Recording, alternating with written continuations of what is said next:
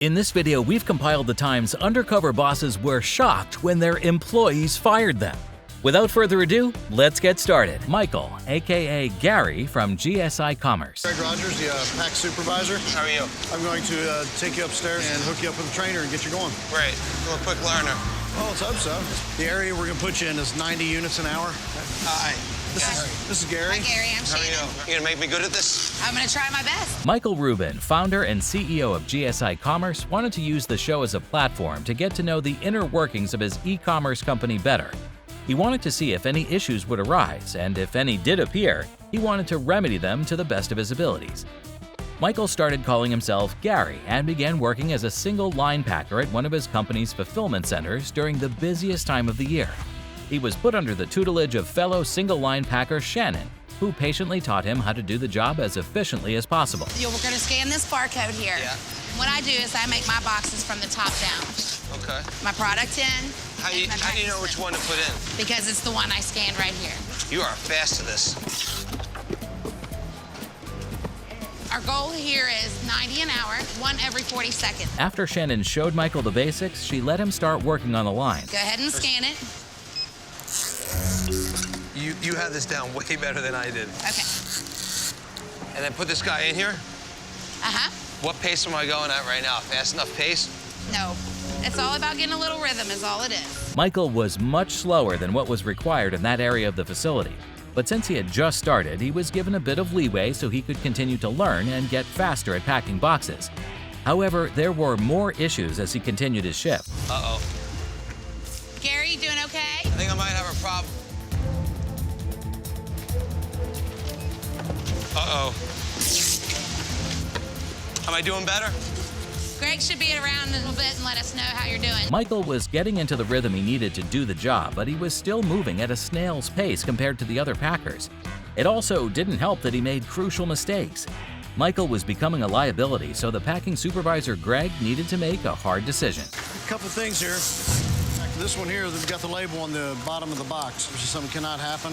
This one here, the label going over the edge like that's never going to read. It's going to kick off down the reject line. Between the issues with the boxes and your numbers, we no longer need your services. Jessica from Bikini Sports Bar and Grill. Bartenders play a really critical role for us. They're the heart and soul in the front of the house.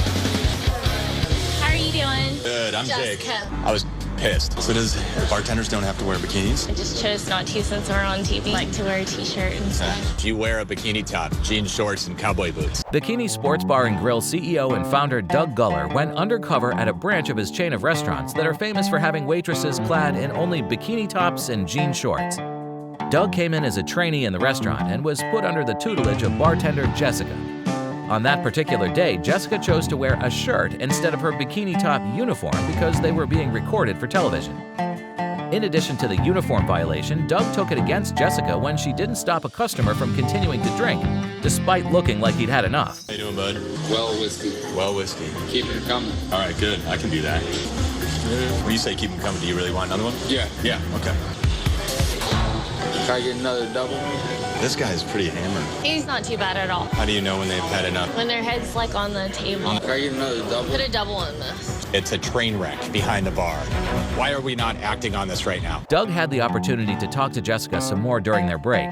He learned something that made him not like her as an employee even more. I've been here for about 8 or 9 months. This is definitely not going to be permanent. I'm on the search right now. As soon as someone bites on my resume, In I'll logistics? be back into, not just that, in sales. I'm a closer. The more I talk to Jessica, I'm not happy having her on board. Bikinis have any positions? But that doesn't interest you.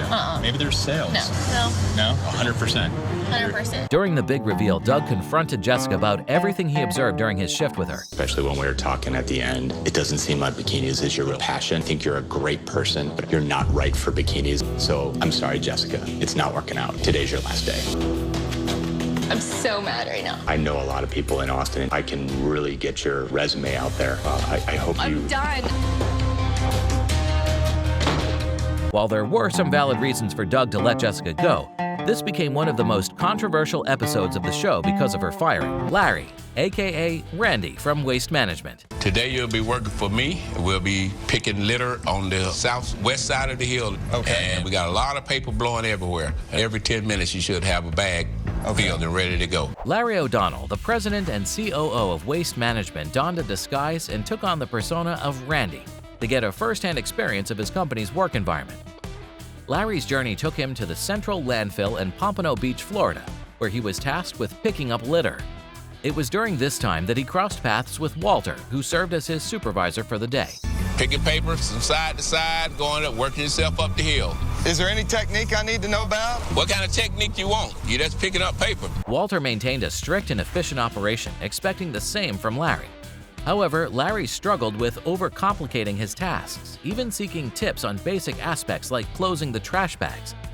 This visibly annoyed Walter, who believed the job was straightforward, even stating that this job isn't rocket science. This ultimately led to Walter instructing Larry to focus on simply picking up trash and moving forward. This is tough.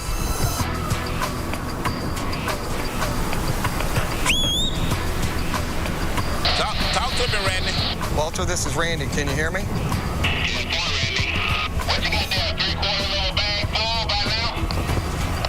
Yes, sir. Maybe just a half. Larry's consistent delays in filling the trash bags allotted to him resulted in his failure to meet the established quota.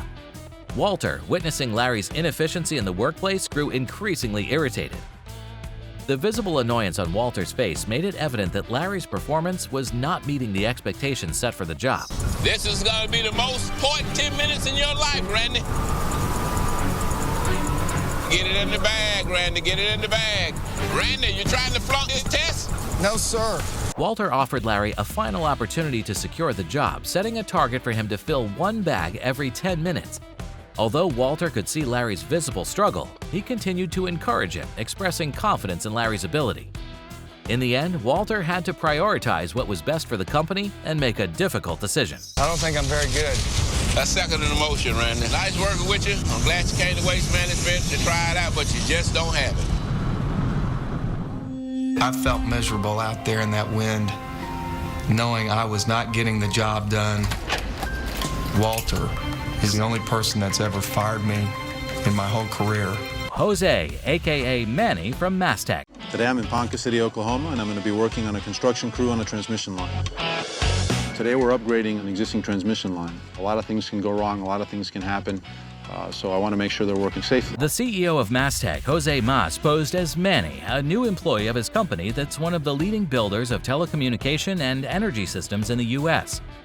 Jose went into the field and started training as a worker under the foreman Hugh. Hugh had Jose sign some waivers, then he prepared Jose to get right into the thick of things. We'll be digging, as you can see, we've done started. We've got some wire to put in the ground. We've got ground rods to drive. Well, the ground rods is for the static for this point, where it won't damage the structure, it won't damage the bases and stuff like this, and that way everything's cool. Hugh gave Jose an explanation of everything he needed to know about what they did. Hugh then assigned Jose to the task of putting metal rods into the ground, which he assisted the new employee in doing. That'd make a man out of him. I probably got an 11-year-old boy that could beat that thing harder than him. You could probably get more leverage on if you don't jump down here now. He acted like he was scared of it, but that ought to be good right there. Despite giving his all, Jose couldn't perform up to Hugh's expectations on what he was currently assigned to. But Hugh gave him another chance at a different job. Forward. All right, go ahead and ease it down, scrape it. Push it forward. Roll it to the right. All right, curl it down. The other way. I'm going to pick up the piece. Try to lay it flat and scrape it smooth. Jose had the basic knowledge of how to operate the backhoe, but lacked the experience needed to use it skillfully. After a bit of fumbling around with the heavy machinery, Jose was eventually stopped by Hugh. I don't think you're ready for this yet. You don't think I'm ready for this? No. You'll find out I'm picky when it comes to using equipment. I don't want nobody hurting there. If I don't feel safe with you, I ain't going to let that happen. All right. I'd rather be safe than sorry. Franchise owner from Wild Wing. Today's special is you buy 2 pounds of wings and get the 3rd pound for free. Okay. It's okay to share it as long as the second person orders 2 apps. Okay. Okay. That was so confusing. I didn't know what was going on there. In the Canadian version of the show, Wild Wing's CEO Rick Simiclis posed as a new employee in a branch of his franchise of restaurants. He was trained by Sabrina, a server who ran him through the policies decreed by the franchise owner, which deviated from the established operations of the franchise. The franchise owner was running the restaurant how he wanted it, and it didn't help that the menu items he put in were confusing. The specials are a joke. Like, that stuff makes sense to me. Well, yeah, because that's all head office stuff. So why does this guy go against head office? I want to stick to You're this getting frustrated. Things just kept getting worse as Rick continued his shift with Sabrina. He learned that in addition to creating his own confusing menu, the franchise owner was also doing other things that were not authorized by their head office. None of this is on her. This guy, he's not going to be with us much longer, the guy that's running this store, because he beats to his own drum. He's bigger than the brand. And when you're that big, there's the door, buddy. You're gone. From talking with Sabrina, Rick learned that the franchise owner didn't treat her well. Unfortunately, she couldn't quit because she'd recently gone bankrupt and needed the money to support her children. Rick was getting increasingly frustrated by the entire situation, but he tried to calm down by going on his lunch break. But when he came back, things just got worse. I was on the lunch break, and when I came back, I noticed that something was off. I'm going bankrupt tonight, you know that, right? You think I come here happy all the time? That's my fault? I give you the 5 days, 6 days work. Not my hours, Steve, not my hours. Welcome back. You look a little upset. I am. I'm furious, actually. Rick asked to speak with the franchise owner and confronted him about his treatment of Sabrina. I just stopped. You know what? I don't need to hear it. I want a proper apology. You go up there and you apologize. Sorry, Sabrina. You can on me, you can on me, you can do whatever the hell you want to me. You can't treat people like this when they're crying at work. No, come on. Employees come first. You are disrespectful to the brand, and you know what? I'm gonna come in and I'm gonna make it right. Rick offered Sabrina triple her current salary if she wanted to quit and work for him. Then he proceeded to address all the things that the franchise owner was doing differently in the restaurant. This here, give me a pen. Don't do that. You don't need my name. You don't need my name. Call it Dave's Wings. Come on. I love you, Rick. No, you don't love me. Give me a break. But this crazy promo of yours, what is that? Tall boys. Okay, we have a contract for draft beer. Everything you do is different, and it's against it's against the company. Rick removed any link his franchise had with the restaurant, effectively firing the franchise owner, Henrik, aka Edwin from ABM Industries. I'm going to drive shuttle buses today. Shuttle bus operation is a key ingredient of our parking division. AMCO Parking System is a division of ABM Industries. We have shuttle buses in numerous airports in the country. ABM Industries President and CEO Henrik Slipsager went undercover to gain first-hand insight into the work environment of his facility management company. Assuming the pseudonym Edwin, he applied for a job as an airport shuttle driver. Under the guidance of fellow shuttle driver Kenny, Henrik received training and was given the opportunity to take the wheel for practical experience. Open your door. Hop out. Quick, quick, quick, quick, quick, quick, quick. Watch your step going up, man. You gotta be quick. You just toss it up there, he'll grab it for you. Edward needs to be more motivated, like, he needs to be up. You know, it's his first day. As Henrik started his work on the shuttle, he encountered some challenges. Kenny didn't hesitate to provide feedback on minor areas in which he needed improvement. However, as Henrik continued, additional issues began to surface. Slow down, watch your speed, man. 25. Slow it down, you're gonna be 35 here. This guy was doing almost 40 miles an hour in the garage, and you're supposed to only do 10. People notice that. They'll call and complain. And I'm training him, so I'll get in trouble. Henrik found it challenging to keep up with the expectations set for him. Throughout this period, Kenny offered candid and straightforward critiques, highlighting every aspect in which Henrik was falling short. Despite the blunt feedback, Henrik was determined to learn and improve, using Kenny's honest assessments as valuable opportunities for growth. I'm gonna tell you, you broke all the rules, man. Why you break all the rules? You're not moving fast enough. I think that lady was a little older than you, and she got to your bag before you can even get out the seat, man. Henrik's efforts to meet the position's standards were met with difficulty as he consistently made mistakes. The situation escalated to the point where Kenny had to step in and take over driving of the shuttle. Upon returning to the garage, Kenny provided Henrik with an honest assessment of his performance throughout the day. The 3 rules, man. Quickness, always on your game, quick, and basically knowing what to say, when to say it, how to say it. And no heavy foot. Watch your speed. So it's probably looking for somebody different. All right. I didn't get the job. Mike, aka Mark from Family Dollar. I've been with this company for 20 months. I need to learn at the stores. I need to learn at the distribution centers. I'm responsible for taking this company to the next level, and I need to hear people that are on the firing line how we can do that. All right, While undercover, I'll be posing as Mark. At the time of his appearance on the show, Mike Bloom was the president and COO of Family Dollar. He started a new job at his chain of variety stores while using the name Mark. The pretense for him working there was that he was a contestant in a reality TV show who was trying to win a cash prize so he could open his own bar. Mike chose to work at one of the company's distribution centers, which are crucial parts of the whole operation. Get it close to the other pallet. Whoa. Okay. Now you have 5 pallets. Don't kind of be jumpy because they will fall. Be careful. Follow me. Mike was immediately given an important responsibility in the facility. He was watched closely by a supervisor, but he had difficulty following his trainer's guidance. He also couldn't operate the machine assigned to him properly. I was getting a little frustrated because I taught him how to do it. He still wasn't doing right, entering the aisles. Place it right here. I'm trying. Whoa! Look behind you. Whoa. Turn it this way, it goes the other way. You turn it that way, it goes... It's very confusing. I'm very frustrated right now. Mike's trainer was right beside him the whole time. He gave pointers and instructions, but Mike just couldn't run the machine competently in the short time he had to learn it.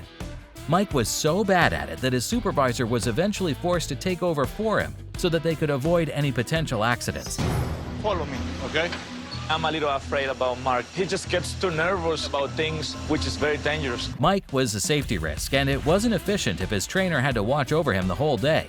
Given that, the supervisor was left with only one logical choice to make. Mark, I gotta tell you this. I wouldn't be comfortable leaving you alone doing this.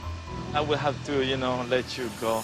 I'm sorry. There's all that, and I get fired just for that one little mistake. I have to fire Mark for safety reasons. I don't want him to have an accident or hurt anybody else. Sky from Buffets Incorporated. You can tell him either expedite or watch this and let him take it for a minute. How we doing, man? Man, not bad. How about you? Good, I'm good. All right, well, today, your job is send all this through the dishwasher. Anthony Weedo is the CEO and president of Buffets Incorporated, the largest buffet provider in the U.S.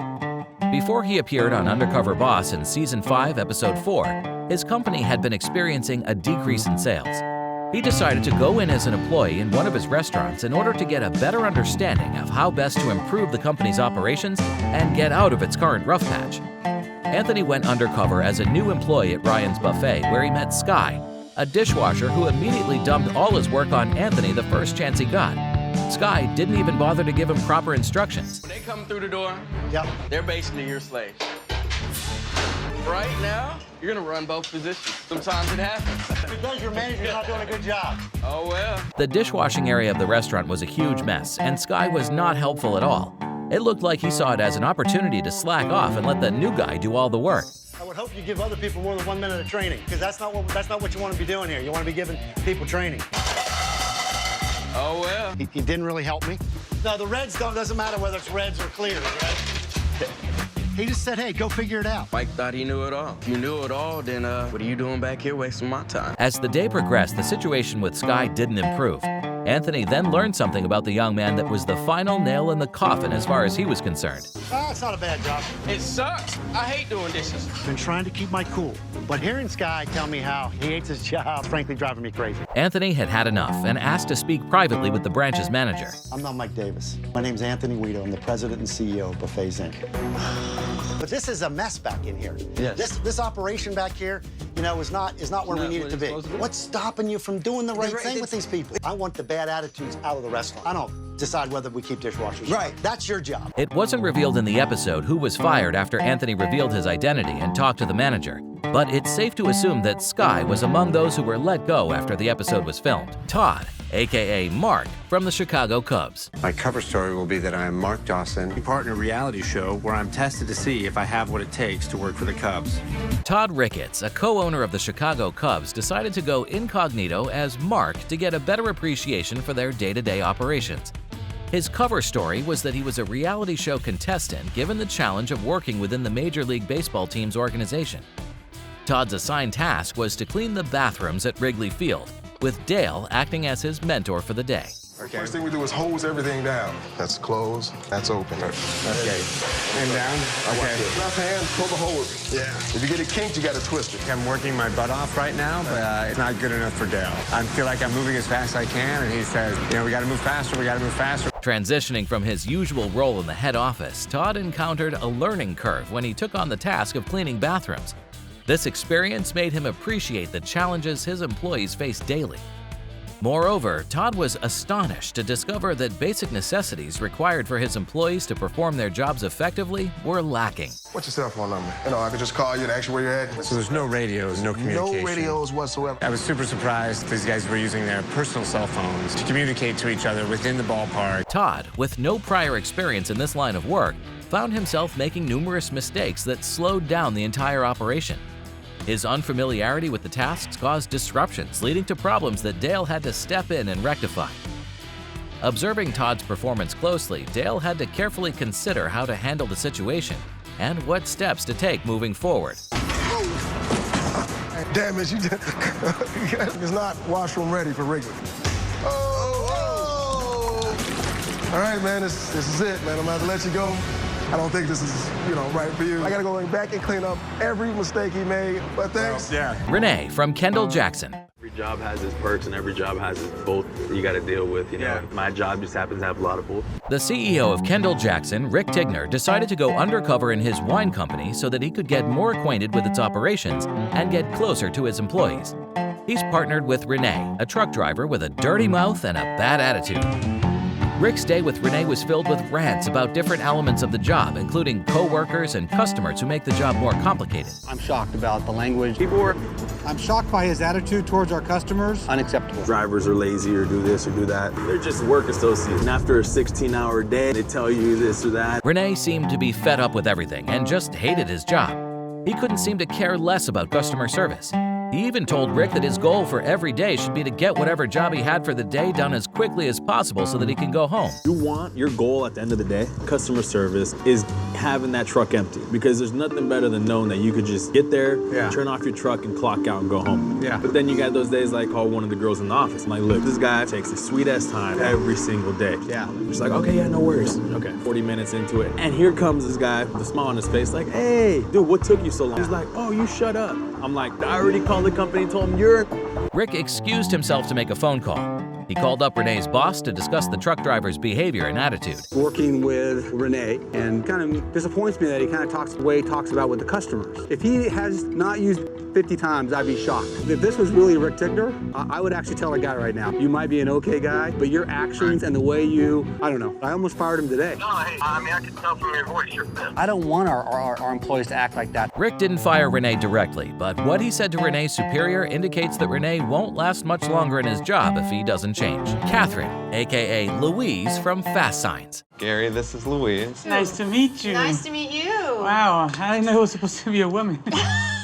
Well, women can work too. Of course, but nobody even suggested it was she. In Season 3, Episode 12 of Undercover Boss, Catherine Monson, Fast Sign's president and CEO, made a covert appearance on the show to understand her employees and enhance operational efficiency. The endeavor aimed to gather valuable insights for improving the company's custom sign and graphics products business.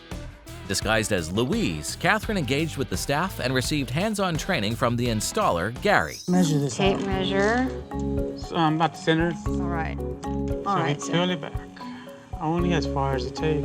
So this is where we come with, use these. The squeegee. You pressing out the air. Just take your time. I think you could do this on your own. It's much easier too. Gary dedicated time to demonstrate graphic installation to Catherine, allowing her to observe the process. Once they completed the first graphic together, Gary believed Catherine was prepared to handle it independently. But Catherine soon realized that the task was more challenging than she had initially anticipated. It looked easier when you were doing it. Well, yeah, because I'm going slowly. I'm not pressing hard on it. You don't think I was doing that? No, I saw you were. It seems like Louise is a little bit out of her comfort zone. She's kind of impatient. We all have the idea of stickers just peel and stick, and when it comes to something as a car, you can't just paste it on. Despite Catherine's apparent lack of patience for the job, Gary decided to give her an opportunity to improve. At a later time, Gary took Catherine on an off-site installation job. Although Catherine was putting in her best effort, things didn't go as smoothly as expected. gonna step away for a minute, all right? Okay. All right. This is not easy. It is really physically demanding, and there is definitely a skill involved. Gary didn't hesitate to point out Catherine's mistakes during the task, bluntly mentioning that her work failed to meet their company's stringent standards. His candid feedback highlighted areas where improvement was necessary. Gary couldn't help but have reservations about Catherine's overall performance and whether she'd be able to meet the demands of the job. I don't have the strength for this. And this I'm is hard. still not doing the strokes evenly, almost coating. You almost jaggedly, almost just rough. So right now we're going to take a little break and... Oh, I'm so glad. I would not hire Louise. I think Louise might be suited for a job, maybe a desk job. The bosses don't always encounter horrible employees. Click now to see the best undercover boss employees ever.